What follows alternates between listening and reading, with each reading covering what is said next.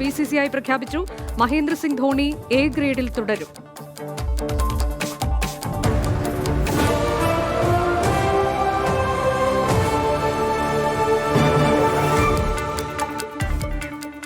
ഇന്ന് ലോക വനിതാ ദിനം.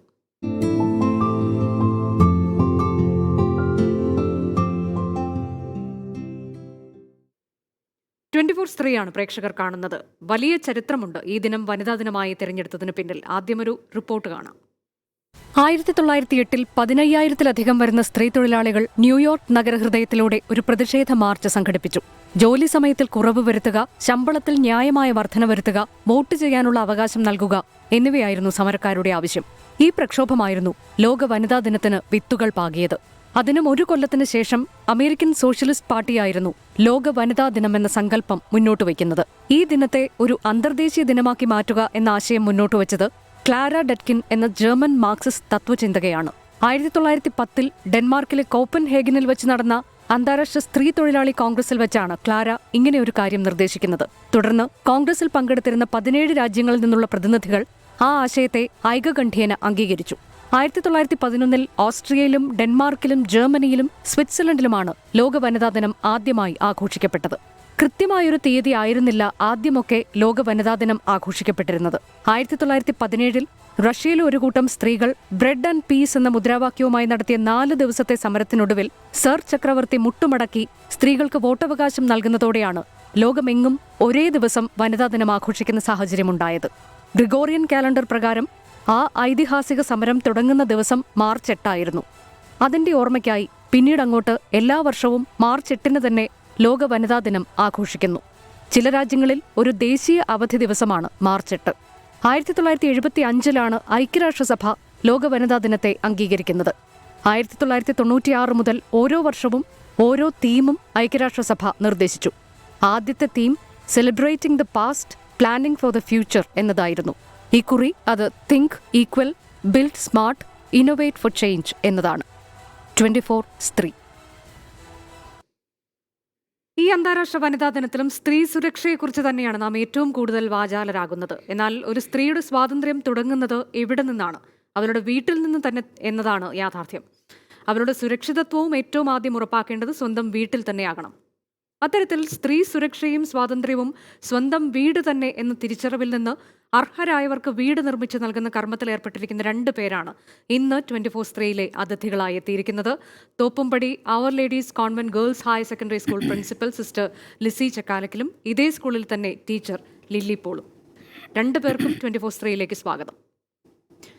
ആദ്യം സിസ്റ്റർ ലിസി, ഈ കഴിഞ്ഞ 5 വർഷങ്ങളായി ഒരു വലിയ പ്രവൃത്തിയിൽ ഏർപ്പെട്ടിരിക്കുകയാണ്. അർഹരായവർക്ക്, നിർധനരായവർക്ക്, അതുപോലെ തന്നെ ഡിഫറൻ്റ്ലി ഏബിൾഡായുള്ള ഭിന്നശേഷിക്കാരായുള്ളവർക്ക് ഒക്കെ വീട് നിർമ്മിച്ച് നൽകുക എന്നൊരു വലിയൊരു കാര്യം ചെയ്തുകൊണ്ടിരിക്കുന്നു. 5 വർഷത്തിനിടെ 100 വീടുകൾ നിർമ്മിച്ച് നൽകി എന്നതും എടുത്തു പറയേണ്ടുന്ന ഒരു കാര്യമാണ്. എങ്ങനെയാണ് ഈ ഒരു വീട് ആണ് ഒരു സ്ത്രീയെ സംബന്ധിച്ച് ഏറ്റവും അധികം അവൾ സുരക്ഷിതയായിരിക്കേണ്ട ഇടം വീടാണ് എന്ന് സിസ്റ്ററിന് അങ്ങനെ ഒരു തിരിച്ചറിവുണ്ടാകുന്നതിന് പ്രത്യേകിച്ച് എന്തെങ്കിലും ഒരു സംഭവം ഉണ്ടായിരുന്നോ?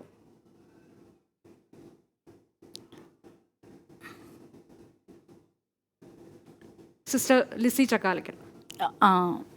അങ്ങനെ ഒരു സംഭവം, ഞാനൊരു ടീച്ചറായിരുന്നു. അപ്പോൾ ടീച്ചറായിരുന്നപ്പോൾ ഞങ്ങൾ കുട്ടികളുടെ വീടുകൾ സന്ദർശിക്കാനായിട്ട് പോവായിരുന്നു.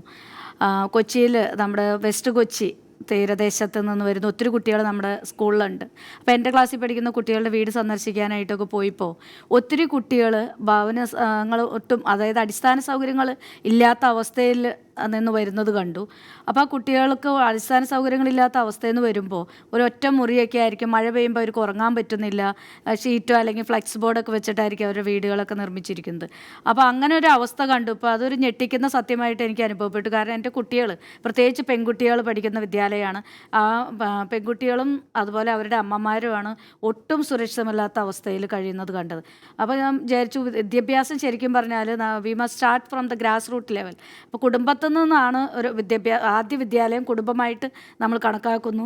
അപ്പോൾ കുടുംബത്ത് സുരക്ഷിതത്വവും അതുപോലെ അഭിമാനത്തോടും കൂടി കുട്ടികൾക്ക് വളരാൻ സാധിച്ചെങ്കിൽ മാത്രമേ ആത്മവിശ്വാസമുള്ള വ്യക്തിത്വങ്ങളെ നമുക്ക് രൂപപ്പെടുത്തുവാനായിട്ട് സാധിക്കൂ എന്ന സത്യം മനസ്സിലാക്കിയത് കൊണ്ടാണ് ഈ ഭവനത്തിൻ്റെ ഫീൽഡിലേക്ക് അല്ലെങ്കിൽ രഹിതരില്ലാത്തൊരു സമൂഹത്തിനായിട്ട് നമ്മൾ ഹൗസ് ചാലഞ്ച് എന്ന പദ്ധതി രൂപീകരിക്കുകയും ഇപ്പോൾ നമ്മൾ 100 ഭവനങ്ങളോളം പണി പൂർത്തിയാക്കി ആ ഒരു സന്ദേശം തന്നെ സമൂഹത്തിന് പകർന്നു കൊടുക്കാനായിട്ട് സാധിക്കുകയും ചെയ്തു.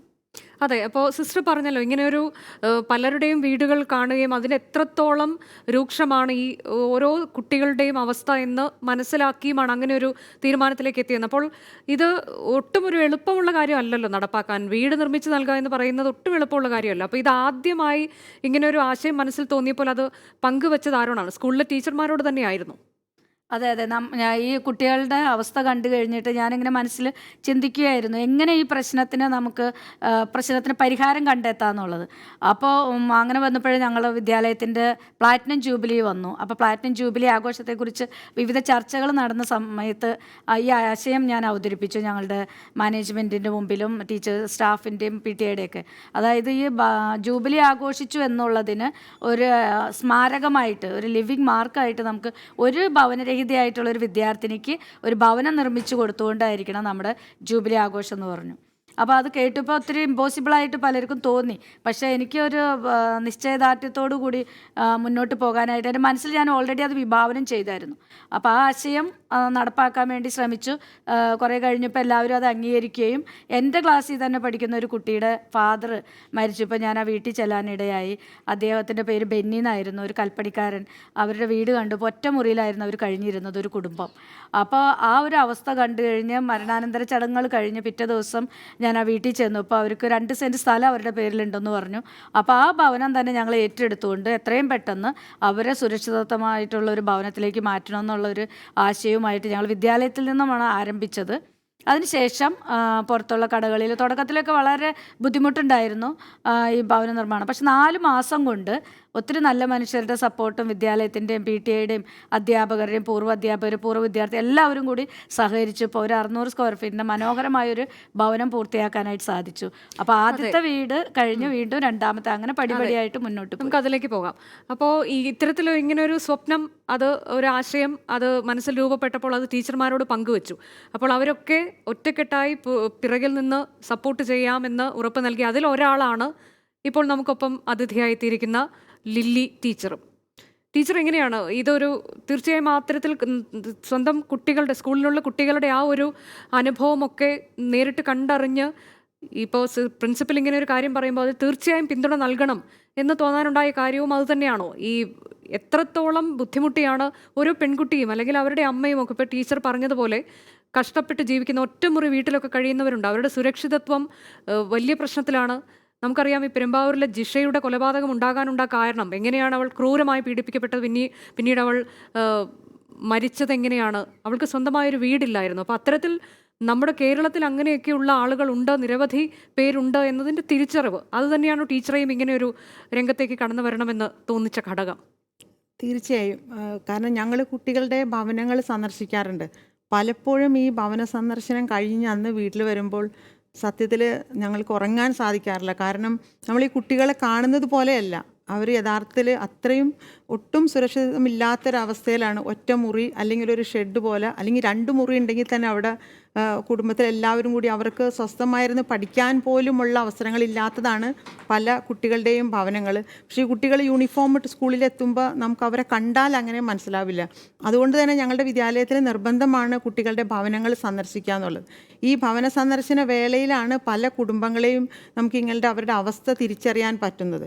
പിന്നെ അത് കണ്ടു കഴിഞ്ഞപ്പോൾ ആദ്യത്തെ ഒരു ഭവനം സിസ്റ്റർ പറഞ്ഞതുപോലെ ഞങ്ങൾ തുടങ്ങി. അപ്പോൾ അതിൽ നിന്ന് ഞങ്ങൾക്കൊരു ആത്മവിശ്വാസം കിട്ടിയപ്പോൾ സമൂഹത്തിലുള്ള എല്ലാവരുടെയും, ജനപ്രതിനിധികളും അതുപോലെ ഞങ്ങളുടെ ഒപ്പമുള്ള അധ്യാപകർ, പൂർവ്വ അധ്യാപികമാർ എല്ലാവരുടെയും ഒരു സപ്പോർട്ട് ഞങ്ങൾക്കുണ്ടായി. അങ്ങനെയാണ് പിന്നെ അടുത്തുള്ള ഭവനങ്ങളുടെ നിർമ്മാണത്തിലേക്ക് ഇറങ്ങിയത്. ഇപ്പോഴും ഞങ്ങളുടെ സിസ്റ്ററിൻ്റെ തന്നെ അല്ലെങ്കിൽ നമ്മുടെ വിദ്യാലയത്തിൻ്റെ മാനേജ്മെൻറ്റിൻ്റെ ഒക്കെ ഒരു പോളിസി തന്നെ കുട്ടികളെ അക്ഷരങ്ങൾ പഠിപ്പിക്കുന്നതിന് മുമ്പ് അവർക്ക് സുരക്ഷിതത്വമായ ഭവനമുണ്ടോ എന്ന് അന്വേഷിക്കുക, ഇല്ലെങ്കിൽ അങ്ങനത്തെ ഒരു സാഹചര്യം നമ്മൾ ഉറപ്പാക്കുക. കാരണം അടിസ്ഥാന സൗകര്യങ്ങൾ ഉണ്ടെങ്കിൽ മാത്രമേ ആത്മവിശ്വാസമുള്ളൊരു തലമുറയെ നമുക്ക് വാർത്തെടുക്കാൻ പറ്റൂ. ആ ഒരു ബോധ്യമാണ് ഈ ഭവന നിർമ്മാണ രംഗത്തേക്ക് സിസ്റ്ററിനെയും അതോടൊപ്പം ഞങ്ങൾക്കും മുന്നിട്ടിറങ്ങാനുള്ളൊരു പ്രചോദനം നൽകിയത്. തീർച്ചയായും അത് വളരെ വലിയൊരു സന്ദേശമാണ് ടീച്ചർ ഇപ്പോൾ നൽകിയത്. ഈ വിദ്യാലയങ്ങൾ വിദ്യ പകർന്നു നൽകുക എന്നതിനേക്കാൾ മുൻപ് അവർ ഇത്തരമൊരു കാര്യത്തിൽ കൂടി ശ്രദ്ധ പതിപ്പിക്കണം. അതൊരു പക്ഷേ എത്രത്തോളം പ്രാക്ടിക്കലാണ് എന്നതൊരു ചോദ്യമായി നിൽക്കുമ്പോൾ പോലും അത് പ്രാക്ടിക്കലാണ് എന്നിപ്പോൾ നിങ്ങൾ തെളിയിച്ചു കഴിഞ്ഞിരിക്കുകയാണ്. അവർക്ക് സുരക്ഷിതത്വം, നല്ലൊരു മേൽക്കൂരയുള്ള വീട്, അവർക്ക് 4 ചുവരുകൾ, ബലമുള്ള 4 ചുവരുകളുള്ളൊരു വീട് അവർക്ക് വേണമെന്നത് എത്രത്തോളം പ്രധാനപ്പെട്ടതാണ് എന്നത് ഒരിക്കൽ കൂടി നിങ്ങൾ ആ ഒരു സന്ദേശം ഇപ്പോൾ കാണിച്ചു നൽകിയിരിക്കുകയാണ്. അത് നിങ്ങൾക്ക് ചെയ്ത് കാണിക്കാമെന്നുള്ളത്. സിസ്റ്റർ, ഇപ്പോൾ ഇങ്ങനെ ആദ്യമായി ഒരു വീട് വയ്ക്കാനായി നിങ്ങൾ ഇറങ്ങി പുറപ്പെട്ടപ്പോൾ നേരിട്ട ഏറ്റവും പ്രധാനപ്പെട്ട വെല്ലുവിളി എന്തായിരുന്നു? ഇതിൽ ഒരുപാട് കാര്യങ്ങളുണ്ടല്ലോ. ഇപ്പോൾ ഒരു വീട് നിർമ്മിക്കുക എന്ന് പറയുമ്പോൾ നമ്മൾ അതിൻ്റെ സാധനങ്ങൾ കൊണ്ടുവരിക, നിർമ്മാണ സാമഗ്രികൾ കൊണ്ടുവരിക, ഇതിന് സർക്കാരിൻ്റെ ഭാഗത്തു നിന്നൊക്കെയുള്ള അനുമതി പത്രം ലഭിക്കുക, അങ്ങനെയൊക്കെ ഒരുപാട് സാങ്കേതിക കാര്യങ്ങൾ അടക്കം ഇതിലുണ്ടല്ലോ. അപ്പോൾ ഇതിൽ ഏറ്റവും ബുദ്ധിമുട്ടായി തോന്നിയ ഒരു കാര്യം എന്തായിരുന്നു? ഏറ്റവും ബുദ്ധിമുട്ടായിട്ട് നമുക്ക് തോന്നിയത് ആദ്യഘട്ടങ്ങളിലെല്ലാം അതിന് വേണ്ടിയിട്ട് ഫണ്ട് കണ്ടെത്തുക, അതുപോലെ മെറ്റീരിയൽസ് കണ്ടെത്തുക എന്നൊക്കെ ഒരു ബുദ്ധിമുട്ടുണ്ടായിരുന്നു. പക്ഷേ നമുക്ക് അതൊരു ബുദ്ധിമുട്ടായിട്ട് തോന്നില്ല. കാരണം ഇതൊരു ഫോക്കസ്ഡ് ആയിരുന്നു. ഇത് ഏറ്റവും അത്യാവശ്യമുള്ളത്. ഇന്നിപ്പോൾ കേരളത്തെ സംബന്ധിച്ചിടത്തോളം ദ ബേസിക് നീഡ്സ് എന്ന് പറയുമ്പോൾ ഫുഡ്, ഷെൽട്ടർ, അതുപോലെ തന്നെ ക്ലോത്തിങ്, ഈ 3 കാര്യത്തിൽ 2 കാര്യങ്ങൾ നമ്മൾ സെൽഫ് സഫീഷ്യൻ്റ് ആണ്. അപ്പോൾ മൂന്നാമത്തെ കാര്യം പാർപ്പിടമാണ് ഇപ്പോൾ ഇല്ലാത്തത്. അപ്പോൾ അത് നമ്മൾ ചെയ്തേ പറ്റൂ, അത് അത്യാവശ്യമാണ് എന്നുള്ളൊരു സന്ദേശം കൂടി നമുക്ക് കൊടുക്കേണ്ടതുണ്ടായിരുന്നു. അപ്പോൾ അങ്ങനെ ഇറങ്ങിയപ്പോൾ ബുദ്ധിമുട്ട് തുടക്കത്തിൽ ആദ്യ വീടിനൊക്കെ ഞങ്ങൾക്ക് നല്ല ബുദ്ധിമുട്ടുണ്ടായിരുന്നു. പക്ഷേ നമ്മൾ ഓരോ കടകളിൽ കയറി ഇറങ്ങി ലിറ്ററലി ഒരു ബെഗറായിട്ട് തന്നെയാണ് ഞാൻ ഈ ഇതിലേക്ക് ഇറങ്ങിയത്.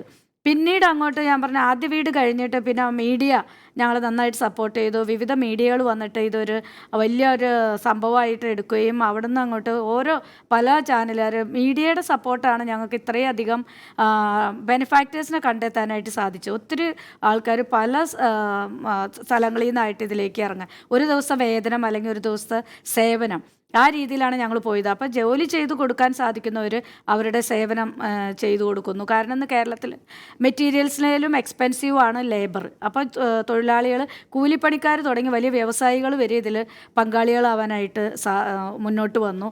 അപ്പോൾ അതുപോലെ തന്നെ മെറ്റീരിയൽസ് ഞങ്ങൾക്ക് ഹോൾസെയിൽ വിലയ്ക്ക് തരാനായിട്ട് വിവിധ കച്ചവടക്കാർ അതിന് തയ്യാറായി. അതുപോലെ തന്നെ ജനപ്രതിനിധികൾ, അവരുടെ ഇടപെടൽ, അതുപോലെ കളക്ടേഴ്സ്, ഇവരൊക്കെ അവരവരുടെ ഇടപെടലിലൂടെ ഞങ്ങളെ സഹായിക്കാനായിട്ട് സാധിച്ചു. അപ്പോൾ ഇതൊരു കൂട്ടായ്മയുടെ ഒരു പ്രവർത്തനമായിട്ട് മാറ്റി. ഇപ്പോൾ ഞങ്ങൾക്കൊരു ഡ്രീമുണ്ട്, ഹൗസ് ചാലഞ്ചിൻ്റെ ഡ്രീം എന്ന് പറഞ്ഞാൽ to make a society, that is to make a society homeless free, ഭവനരഹിതരില്ലാത്ത ഒരു സമൂഹം. അതെങ്ങനെ?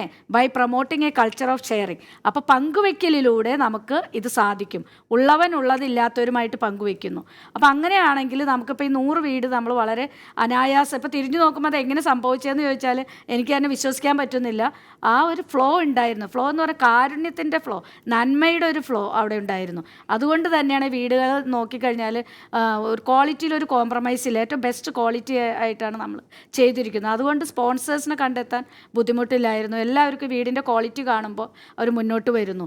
ഞങ്ങൾ 10ാമത്തെ വീടും 100ാമത്തെ വീടും സ്പോൺസർ ചെയ്തത് കോൺഫിഡൻറ്റ് ഗ്രൂപ്പാണ്. അവർ 10ാമത്തെ വീട് കണ്ടപ്പോൾ തന്നെ അവർ പറഞ്ഞു ഇത്രയും നല്ല ഒരു വീട് ക്വാളിറ്റി ആയിട്ട് ചെയ്തു, അപ്പോൾ ഇനി ചെയ്യുന്ന ഓരോ വീടിനും 1 ലക്ഷം രൂപ വെച്ച് കോൺഫിഡൻറ്റ് ഗ്രൂപ്പ് സ്പോൺസർ ചെയ്യാമെന്ന് പറഞ്ഞിട്ട് 3 വർഷമായിട്ട് എല്ലാ മാസവും 1 ലക്ഷം രൂപ അവർ ഹൗസ് ചാലഞ്ചിന് തരുന്നു. അത് കഴിഞ്ഞിട്ട് 100ാമത്തെ വീട് മൊത്തം അവർ തന്നെ സ്പോൺസർ ചെയ്തു. അതുപോലെ നമ്മുടെ നോവൽറ്റി ടെക്സ്റ്റൈൽസ്, പി ജോർജ് സാറൊക്കെ അവരൊക്കെ അവരുടെ ആ ബിസിനസ്സിൽ നിന്ന് ഒരു ഷെയർ അവർ മാറ്റിവെക്കുന്നു. അതുപോലെ ഡിവൈൻ ഡെവലപ്പേഴ്സ്, അതുപോലെ രൂപ ജോർജ്, ബേബി മെറൈൻ ഇൻ്റർനാഷണൽ, ഇവരൊക്കെ എന്ന് വെച്ചാൽ അവരിപ്പോൾ ഇതൊരു ഭാഗമായി കഴിഞ്ഞു, ജീവിതത്തിൻ്റെ ഒരു ശൈലി. അതുപോലെ പുതിയ വീട് പണിയുമ്പോൾ അവർ ഒരു അംശം ഹൗസ് ചാലഞ്ചിന് മാറ്റിവെക്കുന്നു. അപ്പോൾ ഇപ്പോൾ ഫണ്ട് അങ്ങനെ ഒരു ഷോർട്ടേജ് വരാറില്ല. കാരണം ഒത്തിരി നല്ല മനുഷ്യർ നമ്മുടെ കൂടെ കൂടുന്നുണ്ട്. നമ്മുടെ സമൂഹത്തിൽ അത്തരത്തിൽ നല്ല മനുഷ്യർ ധാരാളം ഉണ്ട് എന്നതിന്റെ ഒരു തെളിവ് കൂടിയാണ് ഇത് എന്നാണ് സിസ്റ്റർ പറഞ്ഞു വരുന്നത്. ടീച്ചർ, ഇപ്പോൾ ഈ നമ്മുടെ കൊച്ചിയിൽ നമുക്കറിയാം സ്ഥലത്തിൻ്റെ ലഭ്യത എന്ന് പറയുന്നത് വളരെ ബുദ്ധിമുട്ടുള്ളൊരു കാര്യമാണ്. അപ്പോൾ അതിലിപ്പോൾ കുറച്ച് സ്ഥലം, ഒരു 1-2 സെൻറ്റ് സ്ഥലമെങ്കിലും ഇല്ലാതെ എങ്ങനെയാണ് വീട് വയ്ക്കാൻ കഴിയുക എന്നത് എല്ലാവർക്കും തോന്നാവുന്നൊരു സംശയമാണ്. അപ്പോഴാണ് 3/4 സെൻറ്റിൽ നിങ്ങൾ വീട് വെച്ചു എന്ന് ഞാൻ കേട്ടത്. അതെങ്ങനെയാണ് ഈ 3/4 സെൻറ്റിൽ വീട് വെച്ച് നിങ്ങൾ എങ്ങനെ കാണിച്ചു? 3/4 സെൻറ്റിൽ വളരെ മനോഹരമായ പല വീടുകളും 5ഓ 6ഓ വീടുകൾ ഇപ്പോൾ ഓൾറെഡി പൂർത്തിയായി കഴിഞ്ഞു. മാക്സിമം ആ സ്പേസ് എടുക്കുന്നു. പിന്നെ താഴെ മുകളിലായിട്ട് ഇതിലൊക്കെ ഉപരി അത് രൂപകൽപ്പന ചെയ്യുന്ന കോൺട്രാക്ടർ ഇതുവരെ ഉള്ളതിലെല്ലാം വളരെ നല്ല മനസ്സുള്ള വ്യക്തികൾ തന്നെയാണ് ഈ വീടിൻ്റെ പ്ലാനും ഇതെല്ലാം ഡിസൈൻ ചെയ്തിരിക്കുന്നത്. എനിക്ക് തോന്നുന്നു അതുകൊണ്ടായിരിക്കണം ഈ ഏറ്റവും ഭംഗിയായിട്ട് ഞങ്ങൾക്ക് തോന്നിയിരിക്കണം ഈ പണിത വീടുകളിൽ ഈ 3/4 സെൻറ്റിൽ പണിത വീടുകളാണ്. മാക്സിമം അത് ഉള്ള സ്പേസ് മുഴുവൻ ഏറ്റവും ഭംഗിയായിട്ട് അത് യൂട്ടിലൈസ് ചെയ്തിരിക്കുന്നത്. താഴെ ഒരു കയറുമ്പോൾ തന്നെ ഒരു ലിവിങ് റൂം, പിന്നെ ഒരു ടോയ്ലറ്റ്, കിച്ചൺ, മുകളിൽ 2 ബെഡ്റൂം. അത് തന്നെ ആ ഉള്ള സ്ഥലം മുഴുവൻ ഇപ്പോൾ ടോയ്ലറ്റ് ആണെങ്കിൽ ഒരു സ്റ്റെയറിൻ്റെ താഴെയായിട്ട് ഒരു സ്റ്റെപ്പ് പോലെ ഇറക്കി അതും വളരെ മനോഹരമായ രീതിയിൽ ടോയ്ലറ്റൊക്കെ തുറന്നാൽ നമുക്ക് തോന്നും 5 സ്റ്റാർ ഹോട്ടലുകളിലെ ടോയ്ലറ്റുകളുടെ പോലെ ഉള്ള ലുക്കാണ് നമ്മളുടെ വീടുകൾക്ക്. ടോയ്ലറ്റ് മാത്രമല്ല, മുറികളെല്ലാം വളരെ മനോഹരമായ. അത് സിസ്റ്റർ ആ കാര്യത്തിൽ, ക്വാളിറ്റിയുടെ കാര്യത്തിൽ സിസ്റ്റർ നിർബന്ധമാണ്. കാരണം ഇവർക്ക് പിന്നീട് ഇനി ഇതൊന്നും മാറ്റാനോ ഒന്നും ചെയ്യാൻ പറ്റാത്ത സാമ്പത്തിക ചുറ്റുപാടുള്ള കുടുംബങ്ങളാണ്. അപ്പോൾ ചെയ്യുമ്പോൾ ഏറ്റവും നല്ല ക്വാളിറ്റിയുള്ള സാധനങ്ങൾ, ടൈല് തുടങ്ങി പെയിൻറ്റ് ഉപയോഗിക്കുന്നതിനെല്ലാം ഏറ്റവും ടോപ്പ് മോസ്റ്റ് ക്വാളിറ്റി ആയിരിക്കണം എന്ന് സിസ്റ്ററിന് നിർബന്ധമാണ്. അതുകൊണ്ട് തന്നെ വീടുകളെല്ലാം വളരെ മനോഹരമായിട്ടുണ്ട്. പലപ്പോഴും പെയിൻറ്റ് കടയിൽ ചെല്ലുമ്പോൾ അവർ ചോദിക്കാറുണ്ട്, എന്തിനാ ഇത്രയും ടോപ്പ് ക്വാളിറ്റി പെയിൻറ്റ് എന്തിനാണ് എടുക്കുന്നത്? അപ്പോൾ അവർക്കുള്ള മറുപടി, നമുക്കാണെങ്കിൽ പിന്നെയും പലതവണ ഒരു പക്ഷേ ഇതൊക്കെ പെയിൻറ്റ് അടിക്കാനുള്ള സാമ്പത്തിക ചുറ്റുപാടുണ്ടാകും, പക്ഷേ ഈ കുടുംബങ്ങൾക്ക് അങ്ങനെയില്ല. അതുകൊണ്ട് ക്വാളിറ്റിയുടെ കാര്യത്തിൽ ഒരു കോംപ്രമൈസും ഇല്ല. ഈ വീടുകൾ കാണുമ്പോൾ നമുക്ക് പോലും മനസ്സിൽ വളരെയധികം സന്തോഷം തോന്നാറുണ്ട്. ഓരോ മുക്കിലും മൂലയിലും അതുപോലുള്ളൊരു പോസിറ്റീവ് എനർജിയാണ്. അവരുടെ നല്ല മനസ്സുകൊണ്ടും പണി ചെയ്യുന്നവരുടെ, ഞങ്ങൾ സാധാരണ പറയാറുള്ളത്, നന്മയിലും സ്നേഹത്തിലും ചാലിച്ചാണ് ആ വീടിൻ്റെ ഓരോ മുക്കും മൂലയും പണി തീർത്തിരിക്കുന്നത്. അതുകൊണ്ട് തന്നെ അതിനൊരു പ്രത്യേക ഭംഗിയാണ്. പലരും ഇന്ന് ഈ 3/4 സെൻറ്റിൻ്റെയൊക്കെ വീടുകൾ പുറമേ നിന്ന് നോക്കുമ്പോൾ യഥാർത്ഥത്തിൽ ഒരു കൊട്ടാരം പോലെയാണ് ഇരിക്കുന്നത്. അതിശയത്തോടു കൂടിയാണ് പലരും അതിനെ നോക്കി കാണുന്നത്, ഞങ്ങളുൾപ്പെടെ.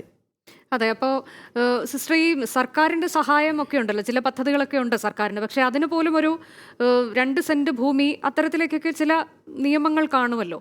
അപ്പോൾ ഈ ഇങ്ങനെയുള്ള വീടുകൾ നിങ്ങൾ നിർമ്മിക്കുമ്പോൾ ആ സഹായമൊക്കെ കിട്ടുന്ന കാര്യം എങ്ങനെയാണ്? അത് കിട്ടുന്നത് ബുദ്ധിമുട്ടല്ലേ സിസ്റ്റർ? അതെ, നമ്മൾ സർക്കാരിൻ്റെ ഇപ്പോൾ ഈ ഫ്ലഡൊക്കെ കഴിഞ്ഞതിന് ശേഷം സർക്കാർ ഫണ്ട് കിട്ടാൻ ബുദ്ധിമുട്ടുണ്ട്. എങ്കിലും കഴിയുന്നതും നമ്മൾ സർക്കാർ ഫണ്ട് ഇതിൽ ലഭ്യമാക്കി കഴിയുമ്പോൾ നമുക്ക് അറ്റ്ലീസ്റ്റ് ലേബർ ആ ഫണ്ട് കൊണ്ട് നമുക്ക് മാനേജ് ചെയ്യാൻ പറ്റും. അപ്പോൾ മെറ്റീരിയൽ മാത്രം പ്രൊവൈഡ് ചെയ്താൽ മതി. അപ്പോൾ നമുക്ക് നമ്പർ ഓഫ് ഹൗസസ് നമുക്ക് കൂട്ടാനായിട്ട് സാധിക്കും.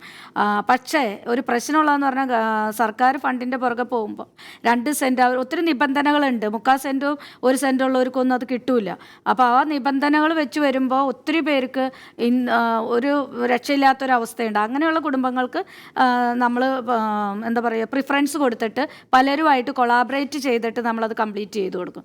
അല്ലാത്തത് ഗവൺമെൻറ് ഫണ്ട് ലഭ്യമാകുന്ന ഇടങ്ങളിൽ നമ്മൾ ലഭ്യമാക്കും. പക്ഷേ ഒരു പ്രശ്നം എന്ന് പറഞ്ഞാൽ ഇതൊക്കെ കിട്ടി വരുമ്പോഴേക്കും ഒത്തിരി സമയം വൈകുന്നു. അതാണ് ഞങ്ങൾക്ക് ഈ സർക്കാർ ഇപ്പോൾ 4 ലക്ഷം ഒരു വീടിന് കൊടുക്കാമെന്നുണ്ടെങ്കിൽ അത് അറ്റ്ലീസ്റ്റ് 2-3 പ്രാവശ്യമായിട്ട് അങ്ങ് കൊടുത്താൽ കാര്യം. ഇതിപ്പോൾ ചിലപ്പോൾ തറ കെട്ടി കാണിച്ചിട്ട് കൊടുക്കാമെന്ന് പറയും. തറ പൊളിഞ്ഞു വരുമ്പോഴേക്കായിരിക്കും അടുത്ത ഇത് ഫണ്ട് ഇത് കിട്ടുന്നത്. ഘട്ടം ഘട്ടമായിട്ട് ചിലപ്പോൾ ഒത്തിരി വൈകുന്നു. അങ്ങനെയൊക്കെ വളരെ ബുദ്ധിമുട്ടുകൾ നേരെ. അതുകൊണ്ടാണ് 4 മാസം കൊണ്ട് പൂർത്തിയാക്കേണ്ട വീട് ചിലപ്പോൾ 6 മാസമൊക്കെ ആവും. അപ്പോൾ അത് നമുക്കൊത്തിരി ടെൻഷനാണ് അത് പൂർത്തിയാക്കാൻ സാധിക്കാത്തത്. അതാണ് ഒരു പ്രശ്നം. We have to wait a lot because of the processing is very slow of government. അതെ, അതിൻ്റെ ഒരു സാങ്കേതികമായ തടസ്സങ്ങൾക്ക് തീർച്ചയായും അത് നേരിട്ട് തന്നെയാണ് ഈ 100 വീടുകൾ 5 വർഷത്തിനുള്ളിൽ നിങ്ങൾ നിർമ്മിച്ച് നൽകിയിരിക്കുന്നതും. ലില്ലി ടീച്ചർ, ഈ അവിടുത്തെ സ്കൂളിലെ കുട്ടികളുടെ വലിയൊരു പിന്തുണ ഇതിനുണ്ട് എന്ന് എനിക്കറിയാം. അത് അവരുടെ പിറന്നാൾ ആഘോഷം പോലും വേണ്ട എന്ന് വെച്ചിട്ടാണ് അവരുടേതായ ചെറിയ സംഭാവനകൾ നൽകുന്നു. പിന്നെ അവരുടെ രക്ഷിതാക്കളുടെ കോൺട്രിബ്യൂഷനുണ്ട്. അപ്പോൾ എങ്ങനെയാണ് കുട്ടികളുടെ ഇതിലേക്കുള്ള സംഭാവന? കുട്ടികൾ ഞങ്ങളുടെ സ്കൂളിൽ എല്ലാ ചൊവ്വാഴ്ചയും ഞങ്ങളൊരു പുണ്യ ദിനമായിട്ടാണ് ആചരിക്കുന്നത്. ഈ ചൊവ്വാഴ്ച ക്ലാസ്സുകളിൽ ഫസ്റ്റ് പീരീഡ് തന്നെ ഒരു കുടുക്ക പാസ് ചെയ്യുന്നു. ഒരു കുട്ടി 1 രൂപയെങ്കിലും അതിൽ നിക്ഷേപിക്കും. മിനിമം 1 രൂപയെങ്കിലും അതിൽ നിക്ഷേപിക്കുന്നു. അങ്ങനെ ഏതാണ്ട് 3000-ഓളം കുട്ടികൾ ഞങ്ങൾക്കുണ്ട്. ആഴ്ചയിൽ 1 രൂപ. അതുകൂടി ചേർത്ത് വയ്ക്കുമ്പോഴാണ് ഞങ്ങൾ ഈ മറ്റുള്ളവർ തരുന്നതിന് കൂടെ ഈ ഒരു പണം കൂടി ചേർത്ത് വയ്ക്കുമ്പോഴാണ് അതിനൊരു പ്രത്യേക എല്ലാം ഭംഗിയായിട്ട് രൂപപ്പെടുന്നൊരു അനുഭവം. പിന്നെ കുട്ടികൾ ഇതുപോലെ അവരുടെ പിറന്നാളിന് ചോക്ലേറ്റ് സ്കൂളിൽ ഡിസ്ട്രിബ്യൂഷൻ ഇല്ല. അതിനു പകരം ആ ചോക്ലേറ്റ് വാങ്ങിക്കുന്ന പണം അവർ ഞങ്ങളെ ഏൽപ്പിക്കുന്നു. പിന്നെ അവരുടെ പാരൻസ് പലരുണ്ട്, ഇപ്പോൾ പ്ലംബേഴ്സ് ആയിട്ടുള്ളവരുണ്ട്, മേസൺസ്, ഇലക്ട്രീഷ്യൻസ്, ഇങ്ങനെ ഞങ്ങളുടെ കുട്ടികളുടെ പാരൻസ് വന്ന് ഞായറാഴ്ച ദിവസങ്ങളിൽ അല്ലെങ്കിൽ അവർക്ക് സാധിക്കുന്ന സമയത്ത് വന്ന് ഫ്രീ ആയിട്ട് ഈ ഭവനങ്ങളുടെയൊക്കെ പണി ചെയ്തു തരുന്നുണ്ട്. അങ്ങനെയാണ് നമുക്ക് ഈ കുറച്ച് കുറഞ്ഞ രൂപയിൽ ഈ ഭവനങ്ങൾ മനോഹരമായിട്ട് നിർമ്മിക്കാൻ സാധിക്കുന്നത്. അവരുടെ ഒരു പങ്കാളിത്തമുണ്ട്. കാരണം ഇന്ന് ലേബർ ചാർജ് വളരെ കൂടുതലാണ്. അത് കൊടുക്കും, അത് ഏതാണ്ട് മെറ്റീരിയലിൻ്റെ അത്രയും തന്നെ വരുന്നൊരവസ്ഥയാണ് ലേബർ ചാർജിന്. അപ്പോൾ ഇങ്ങനെ കുട്ടികൾ കൂടുന്നു. അതോടൊപ്പം പിന്നെ ഞങ്ങൾ അധ്യാപകർ അവരും വീട്ടിൽ അവരുടെ വിശേഷ ദിവസങ്ങളിൽ അതിന് ചിലവാക്കുന്നതിൻ്റെ ഒരു പങ്ക് ഇതുപോലെ ഭവന നിർമ്മാണത്തിന് മാറ്റിവെക്കുന്നു. അധ്യാപകർ, അതുപോലെ പൂർവ്വ അധ്യാപകർ, അവിടെ നിന്നും റിട്ടയർ ചെയ്ത ടീച്ചേഴ്സും ഒക്കെ ഒരു ഷെയർ എപ്പോഴും ഈ ഹൗസ് ചലഞ്ചിനായിട്ട് മാറ്റിവെക്കുന്നു. പിന്നെ പൂർവ്വ വിദ്യാർത്ഥിനികൾ ഇന്നിപ്പോൾ മാധ്യമങ്ങളിലും സോഷ്യൽ മീഡിയയിൽ കൂടെയൊക്കെ ഈ വാർത്തകളൊക്കെ കാണുന്നതിലൂടെ പല സ്ഥലത്തുള്ള പൂർവ്വ വിദ്യാർത്ഥിനികളും അവർക്ക് ജോലി കിട്ടുമ്പോൾ, ആദ്യമായിട്ട് ജോലി കിട്ടുമ്പോൾ അവരുടെ സാലറിയുടെ ഒരു പങ്ക്, അങ്ങനെ അവരും ഒക്കെ ഒരു ഷെയർ ഈ ഹൗസ് ചലഞ്ചിന് ആയിട്ട് മാറ്റിവെക്കുന്നു. അതെ, അത്തരത്തിൽ വലിയ പിന്തുണ നിങ്ങൾക്ക് ഇതിന് കിട്ടുന്നുണ്ട്, വലിയ കാര്യവുമാണത്. സിസ്റ്റർ, ഏറ്റവും ഒടുവിലായി ഇപ്പോൾ ഈ എറണാകുളം വിട്ട് നിങ്ങൾ ഇത്തരത്തിൽ വീടുകൾ നിർമ്മിച്ച് കൊടുക്കുന്നുണ്ട്. അതിൽ ഏറ്റവും പ്രധാനപ്പെട്ടത് പ്രളയബാധിതമായ കുട്ടനാട്ടിലും ഇത്തരം പ്രവൃത്തികൾ ചെയ്യുന്നുണ്ട് എന്നതാണ്. അവിടെ സർക്കാരിൻ്റെ വാഗ്ദാനങ്ങളൊക്കെ ഉണ്ട്. അത് പക്ഷേ ഏതുവരെ എത്തിയെന്നൊക്കെ ഉള്ളത് ഇപ്പോഴും ഒരു ചോദ്യചിഹ്നമായിട്ടൊക്കെ നിൽക്കുമ്പോഴാണ് നിങ്ങൾ ആ ജോലികളൊക്കെ വളരെ വേഗം ചെയ്തു തീർക്കുന്നത്. അതിനെക്കുറിച്ച് കൂടി വളരെ ചുരുക്കി. പ്രളയബാധിതർക്ക് വേണ്ടിയിട്ട് ഞങ്ങൾ ഹോപ്പ് പദ്ധതി എന്ന് പറഞ്ഞിട്ട് ഉടനെ തന്നെ ഒരു പദ്ധതി രൂപീകരിച്ചു. തുടക്കം മുതൽ ഞങ്ങൾ അവരുടെ റിലീഫ് വർക്കിൽ തുടങ്ങി ഞങ്ങൾ അവരുടെ കൂടെ കൂടി. അപ്പോൾ ഈ അവസ്ഥ കണ്ടിട്ട് ഉടനെ ഒരു വർഷത്തേക്ക് ഞങ്ങളൊരു 150 കുടുംബങ്ങളെ ദത്തെടുത്തു. എറണാകുളം ജില്ലയിൽ 100ഉം ആലപ്പി ജില്ലയിൽ ഒരു 50 വീടുകളും. അപ്പോൾ ഈ ഏരിയകളിൽ നമ്മൾ ഓരോ മാസവും അവർക്ക് ഘട്ടം ഘട്ടമായിട്ടുള്ള ആവശ്യ സാധനങ്ങൾ, ഗൃഹോപകരണങ്ങൾ ഇതൊക്കെ എത്തിച്ചു കൊടുത്തു. ഇപ്പോൾ ഞങ്ങൾ കോൺസെൻട്രേറ്റ് ചെയ്യുന്നത് ഭവനരഹിതരായിട്ട് വീടുകൾ തകർന്നു പോയവർക്ക് വേണ്ടിയിട്ടാണ്. അപ്പോൾ ഒരു 12 ഭവനങ്ങൾ ഈ ഫ്ലഡ് അഫക്റ്റഡ് ആയിട്ടുള്ളവർക്ക് മാത്രം ഈ ഒരു ഇത്രയും നാളുകളിൽ തീർത്തു. ഇനിയും മറ്റ് 4 വീടുകളുടെ നിർമ്മാണം ആരംഭിച്ചു കഴിഞ്ഞു. അപ്പോൾ പ്രളയബാധിതർ മാധ്യമങ്ങളിൽ നിന്ന് കവർ പേജിൽ നിന്ന് അവർ പോയെങ്കിലും അവർക്ക് ഏറ്റിരിക്കുന്ന ക്ഷതങ്ങൾ ഒപ്പിയെടുക്കുക എന്നുകൂടി നമ്മൾക്കൊരു കടമയായിട്ട് ഞങ്ങൾ 1 ഇയർ പ്രോഗ്രാമായിട്ടാണ് ഇത് നടത്തിക്കൊണ്ടിരിക്കുന്നത്. അതുപോലെ ഹൗസ് ചാലഞ്ച് എന്ന് പറയുന്നത് ചെയ്യുക എന്നുള്ളതല്ല, നിങ്ങൾ ചെയ്തുകൊണ്ടിരിക്കുന്നത് ഒരു സ്ത്രീയെ സംബന്ധിച്ച്, ഒരു പെൺകുട്ടിയെ സംബന്ധിച്ച് അവൾക്ക് സ്വാതന്ത്ര്യവും സുരക്ഷിതവും വേണ്ടത് വീട്ടിലാണ്, സ്വന്തം വീട്ടിലാണ് എന്ന തിരിച്ചറിവിൽ ആ കർമ്മത്തിൽ ഏർപ്പെട്ടിരിക്കുന്ന 2 പേരാണ് ഇന്ന് 24/3 ഇന്നത്തെ ദിനത്തിൽ ഏറ്റവും അർത്ഥവത്തായ ഒരു സംഭാഷണം കൂടിയായിരുന്നു ഇത് എന്നതിൽ തർക്കമില്ല. ഹൗസ് ചാലഞ്ച് പദ്ധതിക്ക് 24/3 എല്ലാ ആശംസകളും നേരുന്നു. വീണ്ടും മറ്റ് അതിഥികളുമായി നാളെ കാണാം. നമസ്കാരം.